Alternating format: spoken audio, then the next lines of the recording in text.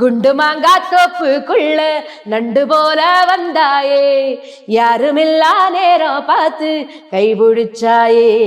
சிரிச்சுட்டே பாட முடியாம கண்ணில் இருந்து தண்ணி வந்து, கும்பிட போன தெய்வம்லாம் அப்படி நடந்த ஒரு ரெக்கார்டிங் தான். இதில் வந்து பிளான் பண்ணதே கிடையாது. அந்த கும்பிட போன தெய்வத்தில் வந்து அந்த நடுவில் வர கொலவை, அது டேய் வாடா போடா, அட வெட்டு ஒன்றுடா துண்டு ரெண்டுடா, வெட்டி வச்ச தேங்காயில பூஜை பண்ணுடா டேய். பட் என்னோட பாட்டெலாம் வந்து பார்த்தீங்கன்னா 50 நம்பர்னால எங்கே வேணால் எது வேணாலும் கொடுக்கலாம். என்ன ஒரு இதோட டேய் வாடா டேய் அப்போ எது வேணாலும் கொடுக்கலாம் பாட்டில். ஸோ இந்த பாட்டை நான் தான் பாடியிருக்கேன் போது எனக்கான அடையாளம் ஈஸியாக கிடச்சிது. ஏன் அப்படி நான் சொல்கிறேன்னா, இப்போ இருக்க மீடியா அப்போ பெருசாக பிளாட்ஃபார்ம்லாம் இல்லை. இப்போ நான் சொன்னேன் இல்லைங்களா, இன்ஸ்டாகிராம், ஃபேஸ்புக். அப்போது அது போட்டால் அதெல்லாம் இருந்திருந்தா இன்னும் எனக்கான அங்கீகாரம் வந்து ரொம்ப பெருசாக கிடச்சிருக்கும். மன்மதராசா மன்மதராசா கண்ணி மனச கிள்ளாதே, ஊருக்காக ஆடும் கலைஞன் தன்னை மறப்பான், தன் கண்ணீரை மூடிக்கொண்டு இன்பம் கொடுப்பான். அந்த மாதிரி ஏதாவது இன்சிடென்ட் நடந்திருக்கா மேம் உங்களோட லைஃப்ல? நிறைய நடந்திருக்குங்க, நிறைய நடந்திருக்கு. எங்க தகப்பனார் இறந்தப்போ கூட நான் ஸ்டேஜில் தான் இருந்தேன் பாடுங்க. நான் நிறைய இன்டர்வியூவில் சொல்லியிருக்கேன். எங்கள் அப்பாவுக்கு நான் ரொம்ப செல்ல பிள்ளை. நான் ஒரே பொண்ணு. எனக்கு 3 சகோதரர்கள், ஒருத்தர் இறந்துட்டார். எங்கள் அப்பா வந்து இது வரைக்கும் என்னை திட்டினது கூட இல்லை. அப்படி ஒரு செல்ல மகளாக வளர்ந்து எங்கள் தகப்பனார் இறந்துட்டார் போது எனக்கு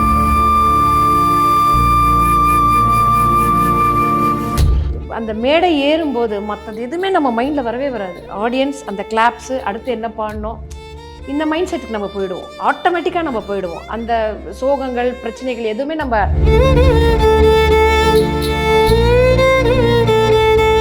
ரயில் பயணம் மாதிரி. இது நம்ம எங்கே ஜேர்னி ஸ்டார்ட் பண்ணுறோமோ கடைசி வரைக்கும் பார்த்தீங்கன்னா நம்மளோட இருந்தவங்கெல்லாம் பாதி பேர் இருக்க மாட்டாங்க. கடைசி வரைக்கும் நம்ம தான் இருப்போம்.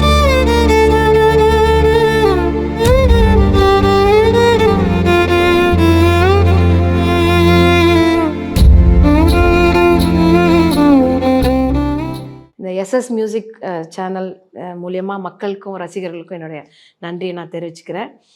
உங்களுக்காக ஒரு சில பாடல்கள். ராசா ராசா மன்மத ராசா, தனியா ஏங்குது ரோசா, கொஞ்சம் சேர்த்து கராசா. மன்மத ராசா மன்மத ராசா கண்ணி மனச கிள்ளாதே, கண்ணுல லேசா என்ன கணக்கு பண்ணாதே, பச்சை உடம்புல வச்சி நரம்புல கிச்சு கிச்சு கிச்சு மூட்டாதே, ஒத்த உசுரல மொத்த கோலசுல ஒன்ன வச்சு வச்சு போட்டாதே. மன்மதராசா யா மன்மதராசா, கும்பிட போன தெய்வம் உன் குறுக்கே வந்ததடா, அட குறுக்கே வந்த தெய்வம் உன் கூட ஆடுதடா, பால ஊத்துடா கூட ஊத்துடா, வேண்டிக்கிட்டு சூட ஏத்துடா, அட வெட்டு ஒன்றுடா துண்டு ரெண்டுடா, வெட்டி வச்ச தேங்காயில பூஜை பண்ணுடா டேய். என் பேரு மீனா குமாரி, என் ஊரு கன்னியாகுமரி, போலாமா குதிரை சவாரி, செய்யலாமா சம கச்சேரி, நான் பட்டு பட்டு பட்டு பட்டு பட்டு சுந்தரி, என தொட்டு தொட்டு தொட்டு தொட்டு தொட்டு நீ புல்லரி. என் பேரு மீனா குமாரி, என் ஊரு கன்னியாகுமரி. இன்னைக்கு உங்களை பார்த்ததுல ரொம்ப ரொம்ப சந்தோஷம். ஃபர்ஸ்ட் எனக்கு நாங்கெல்லாம் வந்து எங்க பார்ட்டி போனாலும் எங்க ட்ரிப்பு போனாலும் எங்களை வந்து ஒரு எனர்ஜி ஆக்குறதுக்கு வந்து உங்களோட சாங்ஸ் தான் நாங்க எப்பவுமே கேட்போம். ஒரு இடத்துல டல்லா இருக்கோமா, போடுறா எனர்ஜி வந்துடும், மேமோட சாங்கை போடுறா அப்படின்னு சொல்லி அதை போட்டு கேட்க ஆரம்பிச்சிருவோம். அப்படி எல்லாரையுமே ஹாப்பி பண்ணி ஒரு எனர்ஜியா வச்சுட்டு இருந்த மேம் வந்து திடீர்னு காணாம போயிட்டாங்களே அப்படின்ற மாதிரி ஒரு ஃபீல் இருந்துச்சு. எங்க மேம் அது எல்லாரும் அப்படி சொல்றாங்க, பட் அப்படி இல்லை. நம்ம பாடிட்டு தான் இருக்கோம். இப்போ படங்கள் எல்லாருமே மேக்சிமம் இப்போ வீட்டில் உட்காந்து பார்க்குறாங்க. ஒரு சில படங்கள் மட்டும்தான் தேட்டரில் போய் பார்க்குறாங்க. சரி, அது கொஞ்ச நாள் கழிச்சு எப்படியும் நம்ம வீட்லேயே உட்காந்து பார்க்கலான்ற சூழல் வந்ததுனால அந்த வீட்டில் உட்காந்து பார்க்கும்போது என்ன ஆகுதுன்னா பாடல்கள் எல்லாம் ஊட்டிடுறாங்க. ஸோ எதுக்க பார்க்கணும் அப்படின்ற மாதிரி ஓட்டிடுறாங்க. அப்புறம் நிறைய பாடல் நம்ம பாடினதெல்லாம் ஓடிடுது அப்போ. ஐயோ. ஆமா, அதனால இப்போ கூட வந்து 1000 பொற்காசுகள்னு ஒரு படம் வந்தது. அதை கூட பாடியிருக்கேன். ஆமா, பாடியிருக்கோம். அதுல வந்து ஒரு ஆல்ரெடி நம்ம பெங்களூர் ரமணி அம்மாள் பாடின ஒரு பாட்டு, அந்த பாடலை ஒரு ரீமிக்ஸ் மாதிரி பண்ணி பாடியிருந்தோம்.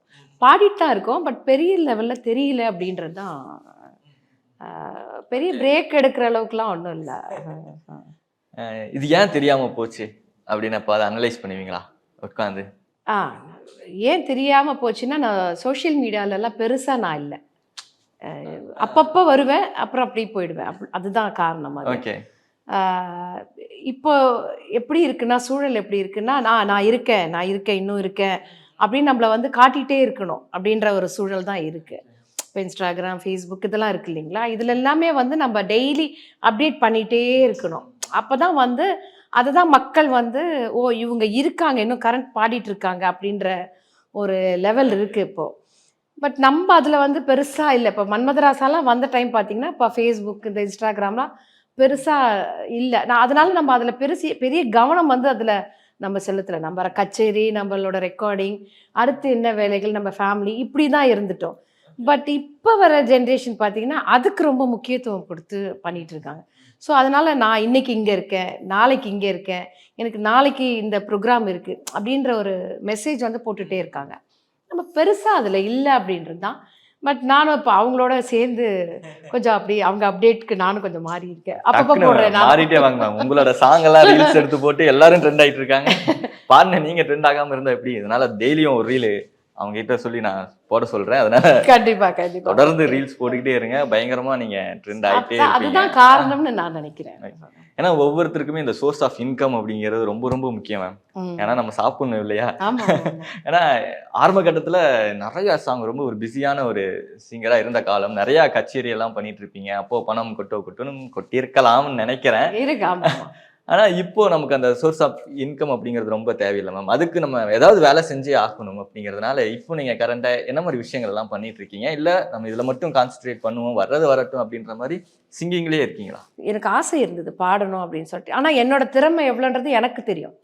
என்னோட லெவல் என்னன்றது, எனக்கு என்ன வரும் அப்படின்றது எனக்கு தெரியும். ஓகே. அப்போ திரைப்படத்துல ஒரு பாடல் வந்தது.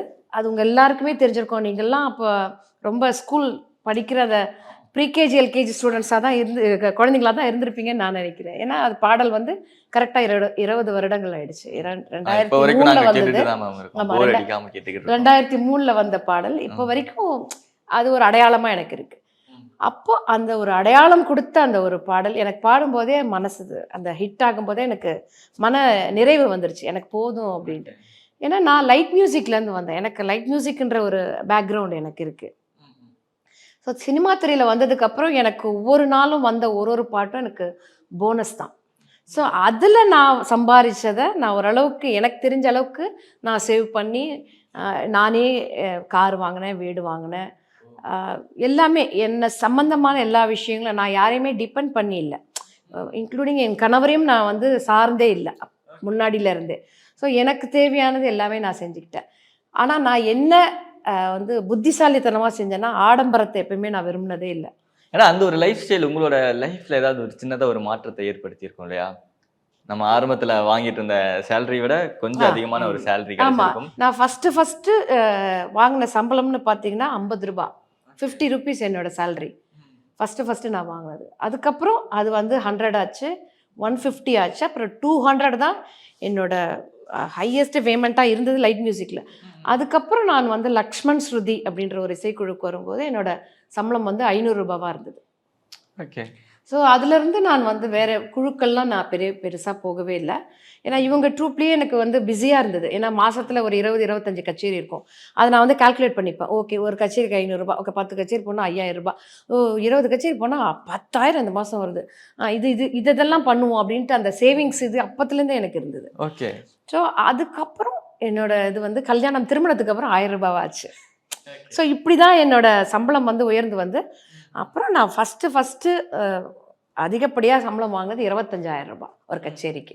இப்போ வந்து ஒரு பாடல் ஹிட் ஆச்சு அப்படின்னா ஓவர் நைட்டில் எப்படி ஹிட் ஆகுறது அப்படிங்கிறத நம்ம பார்க்கணும் அப்படின்னா அந்த யூடியூப்லாம் இருக்கு மேம். இவ்வளோ வியூஸ் பேருக்கு, அதனால அந்த சாங் ஹிட், நிறையா பேர் ரீல்ஸ் பண்ணி போடுறாங்க, அதனால இந்த சாங் ஹிட் ஆயிடுச்சு அப்படின்னு சொல்லி எல்லாருக்கும் தெரிய வருது.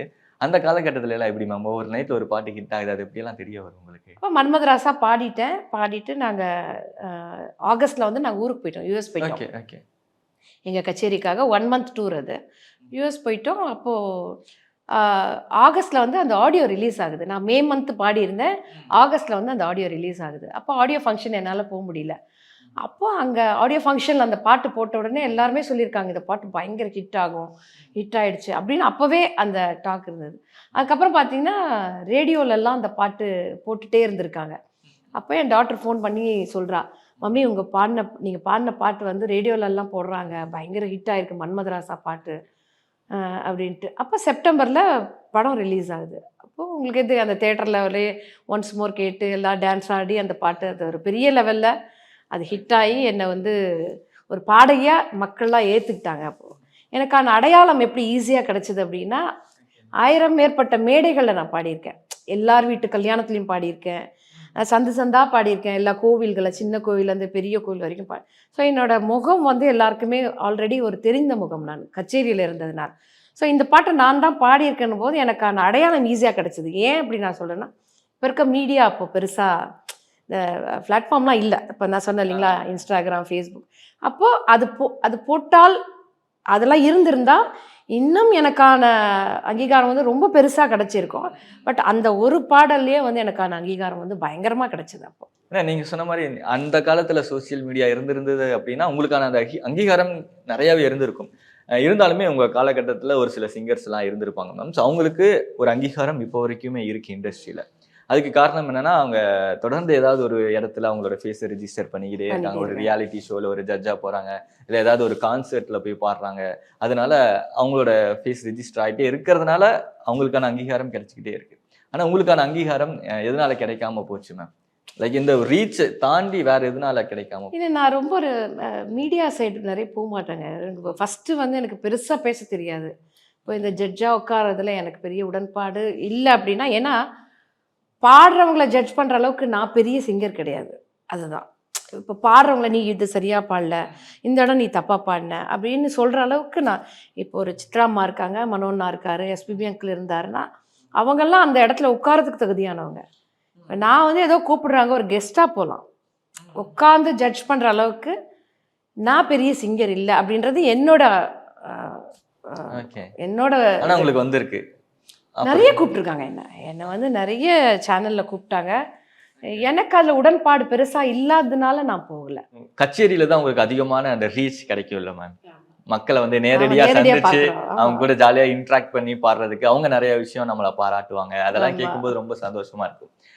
கச்சேரியிலலாம் நம்ம சிரிச்ச முகத்தோடையே இருக்கணும் மேம். நமக்குள்ள எவ்வளவு சோகங்கள் இருந்தாலுமே அது எல்லாத்தையும் மனசுக்குள்ளேயே வச்சுட்டு ஊருக்காக ஆடும் கலைஞன் தன்னை மறப்பான், தன் கண்ணீரை மூடிக்கொண்டு இன்பம் கொடுப்பான். அந்த மாதிரி ஏதாவது இன்சிடென்ட் நடந்திருக்கா மேம் உங்களோட லைஃப்ல? நிறைய நடந்திருக்குங்க, நிறைய நடந்திருக்கு. எங்க தகப்பனார் இறந்தப்போ கூட நான் ஸ்டேஜில் தான் இருந்தேன், பாடினேன். அது நிறைய இன்டர்வியூவில் சொல்லியிருக்கேன். கச்சேரிகள் வந்து பார்த்தீங்கன்னா அதுவும் பர்டிகுலராக டிக்கெட் ஷோ, ஒரு டிக்கெட்டை சேல் பண்ணி ஒரு ஆர்டிஸ்ட்டை வர வச்சு அவங்க பேனர் பண்ணி போஸ்டர் அடித்து அதுக்கான இடம் எடுத்து அந்த ஸ்டேஜை பண்ணி இதெல்லாம் பெரிய வேலைகள். இதெல்லாம் இது எத்தனையோ 1000 பேர் வேலை செய்வாங்க அதுக்காக. சாதாரணமாக என்னால் முடியல, எனக்கு பிரச்சனை, எங்கள் வீட்டில் சண்டை, நான் வரல அப்படின்னு சொல்லிட்டா அத்தனை பேர் பாதிப்பாங்க. அப்படி தான் எங்கள் தகப்பனார் வந்து நான் காலையில் போய் இறங்கிட்டேன் தஞ்சாவூரில், இறந்துட்டாருன்னு ஒரு செய்தி வருது. எங்கள் அப்பாவுக்கு நான் ரொம்ப செல்ல பிள்ளை, நான் ஒரே பொண்ணு, எனக்கு 3 சகோதரர்கள், ஒருத்தர் இறந்துட்டார்.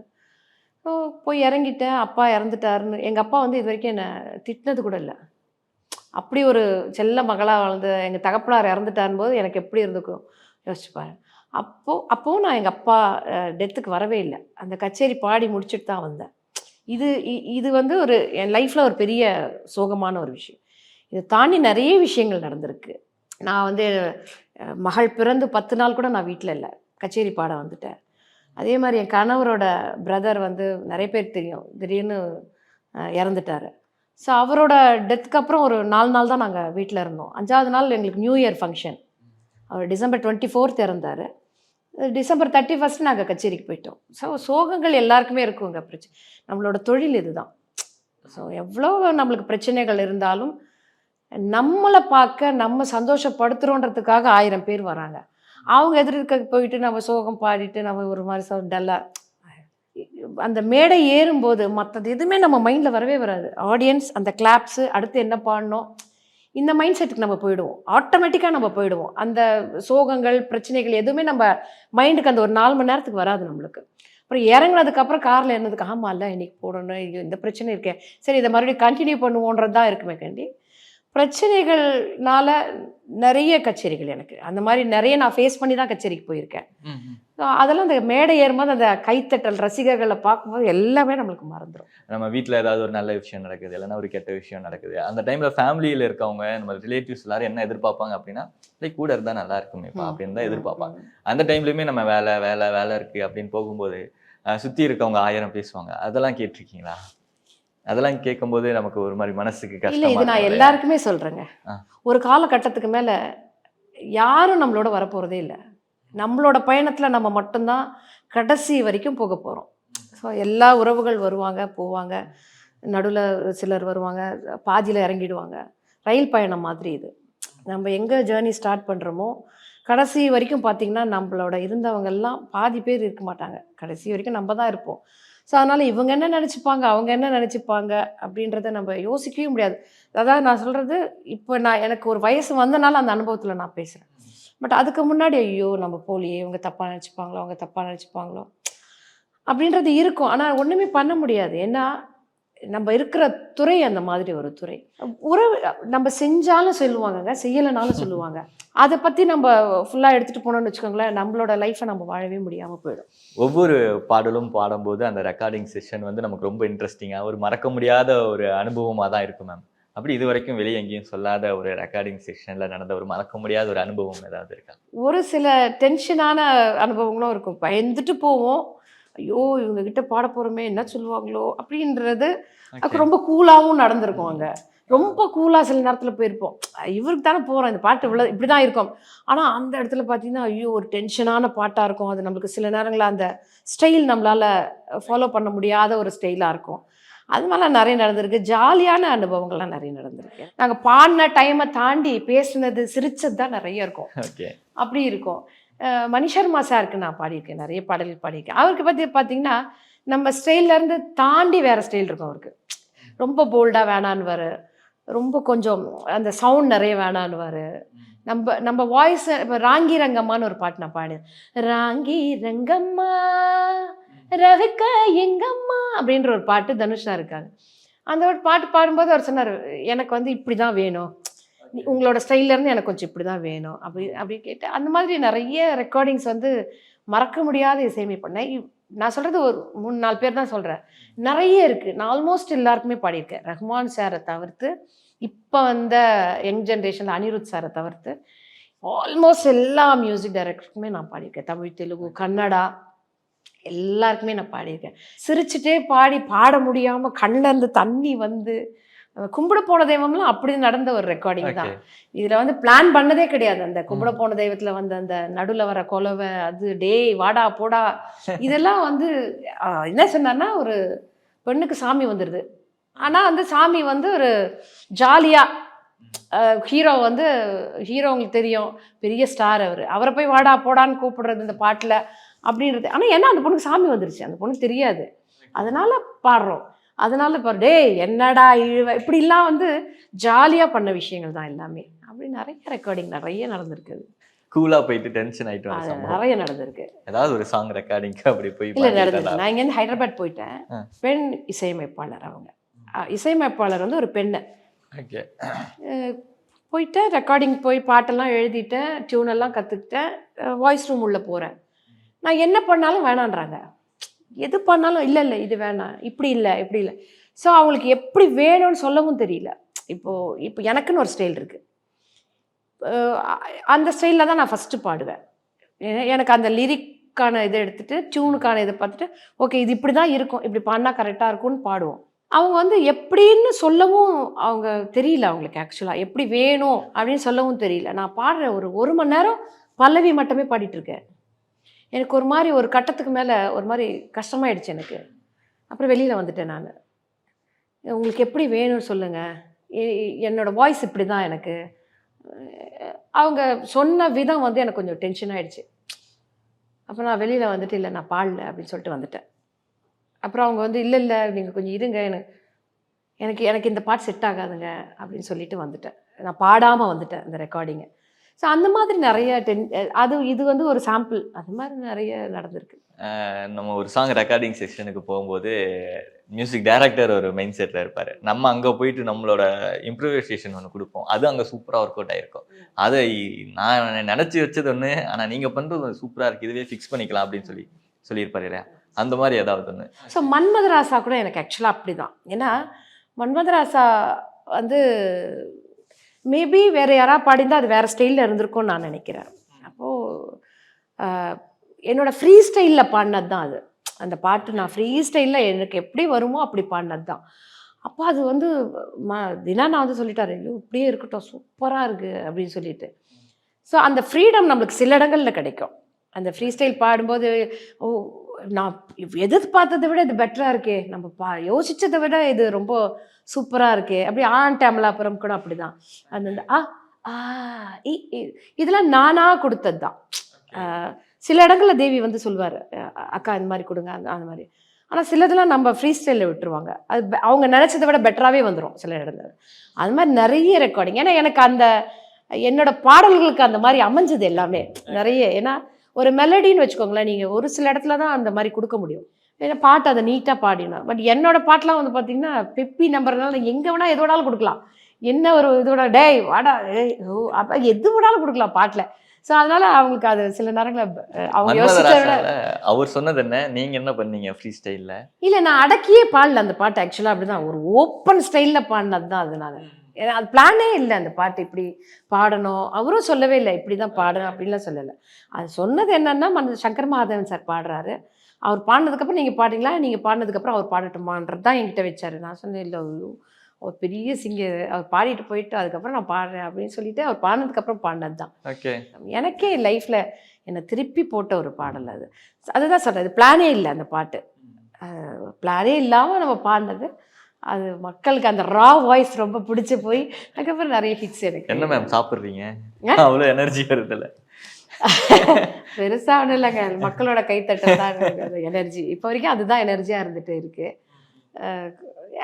அதுக்கான ப்ராக்டிஸ் வந்து பார்த்தீங்கன்னா கேபிஎஸ் அம்மா தான். ஓகே, ஏன்னா என்னோட வாய்ஸ் வந்து ரொம்ப ரொம்ப தின் வாய்ஸ் சின்ன வயசுலலாம். எனக்கு அந்த மாதிரி பாடி பாடி பாடி ஓப்பன் ஆயிடுச்சு என்னோட வாய்ஸ். அது அந்த ப்ராக்டிஸ், அதாவது லைட் மியூசிக்கில் நான் இருந்து அந்த ப்ராக்டிஸ் தான் எனக்கு சினிமாவில் பெரிய ஹெல்ப்பாக இருந்தது எனக்கு. உங்களோட வாய்ஸில் நிறையா பெப்பி நம்பர்ஸ் நாங்கள் கேட்டிருக்கோம், மெலடி ஏதாவது ட்ரை பண்ணுறீங்களா? அந்த நீல நதிக்கரை ஓரம் நீ நின்றிருந்தாய் அந்தி நீரம், நான் பாடி வந்தேன் ஒரு ராகம், நாம் பழகி வந்தோம் சில காலம். மேம் இப்போ ஆடியன்ஸ் சாய்ஸ்ல இப்போ புதுசாக ஏதாவது கேட்கணும்னு ஆசைப்படுறாங்க மேம். கோடி அருவி கொட்டுதி அடிய மேல தரலாலலலலலலலா அடி ஒன்னால கண்ண மூடி கண்ட கனவே பல சன்மம் தாண்டி வந்த உறவே. இந்த பாட்டு ரொம்ப பிடிக்கும் எனக்கு. சமீபத்தில் வந்ததுல பிரதிபானது ரொம்ப பிடிக்கும். அதே மாதிரி நம்ம ட்ரூப்ல அனுன்னு ஒரு பாப்பா பாடிட்டு இருந்தா, உனக்கு வாக்கப்பட்டு வருஷங்கள் போனால் என்ன போகாது என்னோட பாசம். ஒரு தொண்டை கட்டி இருக்கு. ஏன்னா நேற்று கச்சேரியோட எஃபெக்ட் அதில் வந்து கொஞ்சம் நிலவு கொஞ்சம் நெருப்பு அப்படின்னு பாட்டு பாடி கத்தி ஒரே தொண்டெல்லாம் கட்டிடுச்சு. இப்படி நிறைய பாடல்கள் கச்சேரிகள் வாய்ப்புல இருக்கனால நல்லா பாடுறது. நிறைய பாடல்கள் பாடியிருக்கீங்க. ஆனால் இந்த பாட்டு ஹிட் ஆகுமான்னு கொஞ்சம் டவுட்டாகவே இருந்துச்சு, ஆனால் அது பயங்கரமாக ஹிட் ஆயிடுச்சு அப்படின்னு என்ன சொல்லுவீங்க? தெலுங்குல நான் பாடின முதல் பாடல் அது. எனக்கு அதான் சொல்றேன், பெரிய லைஃப் கொடுத்துச்சு எனக்கு அந்த பாட்டு. வங்க தோட்டமான பூக்காடா కొంగుబట్టి లాగాడే సంద చూసి సైగే చేసి గోల చేసాడే హే హే గుండు குண்டு மாங்கா தோப்புக்குள்ள நண்டு போல வந்தாயே, யாருமில்லா நேரம் பார்த்து கைபிடிச்சாயே. இந்த பாட்டு தெலுங்குல நான் பாடி அதுக்கப்புறம் ஒரு 400 பாடல்கிட்ட நான் தெலுங்குல பாடியிருக்கேன். அப்படின்னா இதுதான் ஒரு பிள்ளையார் சொல்லி இந்த பாட்டு தான் எனக்கு. இந்த பாட்டு தமிழ்ல விஜய் சார் வேணும்னு கேட்டு அது தமிழ்ல தெலுங்குல வந்து நான் சோலோவா பாடியிருந்தேன். தமிழ்ல வந்து அது டுயட்டா வந்தது இந்த பாட்டு. விஜய் சாருக்கு நிறைய பாடல்கள் பாடியிருக்கேன் இல்லையா? கும்பிட போன தெய்வம் இது அப்படி, கும்பிட போன தெய்வம், அப்புறம் குண்டு மாங்கா, அப்புறம் வங்கக்கடல் இல்லைன்னு ஒரு பாட்டு, சுறான்னு ஒரு படம் பாடி நிறைய பாடிருக்கு. அவரு கூட சேர்ந்து பாடுறதுக்கு ஏதாவது சான்ஸ் கிடைச்சதா மேம்? இல்லை, அவர் நம்ம நிகழ்ச்சியில் வந்து பாடியிருக்காரு.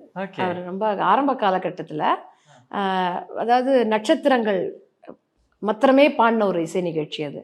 அப்போ விஜய் சார் வந்து பாடினார். அவரோட பாடல் ஒன்று வந்து பாடினாரு. அப்போ அவரோட பாடுறதுக்கு கிடைச்சது வாய்ப்பு. என்ன சாங்? என்னை தாலாட்ட வருவாளோ அப்படின்ற பாட்டு. அதுக்கு அந்த ஹம்மிங்லாம் வரும் இல்லைங்களா, அதெல்லாமே கூட சேர்ந்து பாடியிருக்கேன் நான். ஸோ அவரை நான் இது வரைக்கும் போய் பார்க்கணும் அப்படின்னு யோசிச்சதே இல்லை. ஏன்னா அவரும் ஒரு பெரிய இதுவாயிட்டாரு. அவங்க மதரோட எப்பவும் ஸ்டில் இப்போ வரைக்கும் நான் டச்லேயே தான் இருக்கேன். வாரத்தில் ஒரு நாள் பேசிப்போம். நான் மெசேஜ் பண்ணுவேன், அவங்க ரிப்ளை பண்ணுவாங்க. ஸோ அப்படி நான் யாரையுமே போய் டிஸ்டர்ப் பண்ணி பார்க்கணும், எங்கேயாவது சந்தர்ப்பம் கிடைக்கும் போது ஃபோட்டோ எடுத்துப்பேன், பேசுவேன். மற்றபடி போய் பார்க்கணும், ஏன்னா எல்லாரும் ஒரு வேலையில் இருப்பாங்க. அண்ட் ஃபைனலாக உங்களுக்கு வந்து ஒரு ட்ரீம் இருக்கும்ல மேம்? ஸோ இந்த மியூசிக் டைரக்டர் கூட அவர் பாடிடணும் அப்படின்னு, அப்படி இருக்கிற ஒரு ட்ரீம் இந்த ஜென்ரேஷன் இல்லைன்னா போன ஜென்ரேஷன் கூட சொல்லலாம். அனிருத் சாருக்கு நான் பாடினதில்லை இது வரைக்கும். அவரும் நிறைய நிகழ்ச்சிகள் பார்த்துருக்கேன், பேசியிருக்கேன். நான் வந்து கேட்டதே இல்லை யார்கிட்ட எனக்கு ஒரு பாட்டு கொடுங்க அப்படின்னு சொல்லிட்டு. மேபி இனிமேல் கேட்கணும்னு நினைக்கிறேன், கேட்டா கிடைக்கும்னு நினைக்கிறேன். ஆமா, இப்பெல்லாம் கேட்டாதான். ஆமா, கேட்டாதான் கிடைக்குது, கிடைக்க மாட்டேங்குது மேம். இப்ப இருக்கிற காம்படிஷன் அவ்வளோ ஹெவியா இருக்கு. ஏன்னா எனக்கு என்னன்னா, நம்ம ஸ்டைலுக்கு அவங்களா யோசிப்பாங்க, ஓகே இந்த பாட்டு இவங்களுக்கு கொடுத்தா நல்லா இருக்கும் அப்படின்னு, அவங்களே நம்மளை கூப்பிடுவாங்க அப்படின்ட்டு. அதனால வெயிட் பண்றேன். இல்லை, இனிமேல் போய் கேட்கணும். பாப்பா கேட்குறேன். Thank you so much ma'am. ரொம்ப நன்றி. உங்களுக்கும் என்னுடைய மனமார்ந்த நன்றி. ஏன்னா இந்த மாதிரி துறையில் இருக்கிறவங்களெல்லாம் கூப்பிட்டு அவங்களோட நிறைய தெரிஞ்ச சில பக்கங்கள் இருக்கும், தெரியாத சில பக்கங்கள் இருக்கும். ஸோ அதெல்லாம் மக்கள் முன்னாடி எடுத்துகிட்டு போயிட்டு எங்களை இந்த மாதிரி அழைச்சி இதெல்லாம் கேட்டு இவ்வளோ பொறுமையாக கேட்ட உங்களுக்கும், இத்தனை பேர் இருந்திருக்காங்க, அவங்க பேர்லாம் எனக்கு தெரியல. ஸோ வசந்த் பேர் மட்டும்தான் தெரியும் எனக்கு. அதனால் எல்லாருக்கும் என்னுடைய மனமார்ந்த நன்றி. எஸ்எஸ் மியூசிக்கும் என்னுடைய மனமார்ந்த நன்றி. Thank you so much. தேங்க்யூ.